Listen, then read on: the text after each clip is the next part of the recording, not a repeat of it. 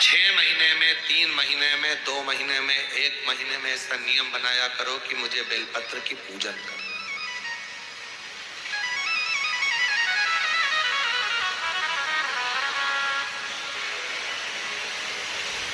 स्वयं माता लक्ष्मी जी ने भगवान नारायण को पाने के लिए बेलपत्र का पूजन किया। जब इंद्र की पूरी सत्ता चली गई थी, सारा की सारा धन इंद्र का चले गया था, असुरों ने उस इंद्र के सिंहासन पर अपना कब्जा जमा लिया था, तब इंद्राणी ने, स्वयं सची माता इंद्राणी ने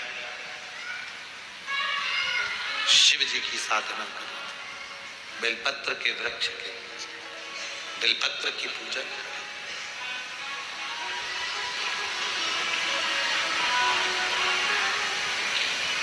कभी दिल कर जाए तुम्हारा तो कभी महीने में, 1.5 महीने में, 2 महीने में बेलपत्र के पेड़ के नीचे जल लेकर बैठो।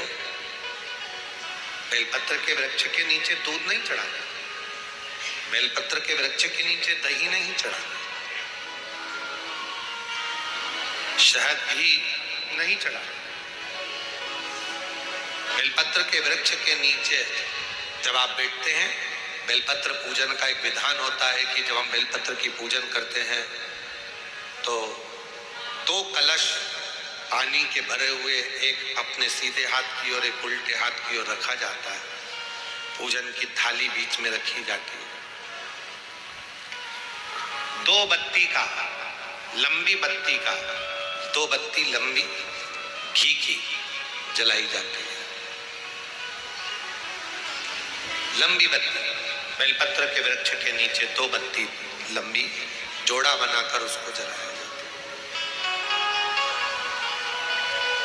फिर दोनों हाथ में कलश में जल है, बेलपत्र के वृक्ष के नीचे दोनों हाथों का जल धीरे धीरे शिव जी का स्मरण कर कर, नारायण लक्ष्मी का स्मरण कर कर, मां आदिशक्ति गौरा का स्मरण कर कर, रिद्धि सिद्धि गणेश का स्मरण कर कर उसको चढ़ाओ। प्रार्थना करो, विनय करो, मेरे जीवन में बहुत कष्ट है, उसको मिटाना है आपको। शिव आपसे प्रसन्न होते हैं, वैसे मेरी जिंदगी भी प्रसन्न करना है आपको। जल चढ़ाकर दोनों पात्रों का थोड़ा थोड़ा जल कलश में बचा लेना है, पूरा पात्र खाली नहीं करना है, दोनों को वापस रखना है। और थोड़ी सी हल्दी पीसी हुई शिव जी के उस बेलपत्र पर लगाएं, थोड़ा कुंकुम वो भी बेलपत्र पर लगाएं। 7 दाने अक्षत के, केवल 7 दाने अक्षत के बेलपत्र को छुआकर अपनी थाली में रख लें। घर पर जब जाएं तो वो 7 दाने अक्षत के और बेलपत्र के वृक्ष में जो चढ़ा हुआ थोड़ा सा जल बचाकर लाए हो, वो घर में छींट कर 7 दाने पूरे घर में डालना प्रारंभ करें। महीने में, 2 महीने में, 3 महीने में एक बार करिए।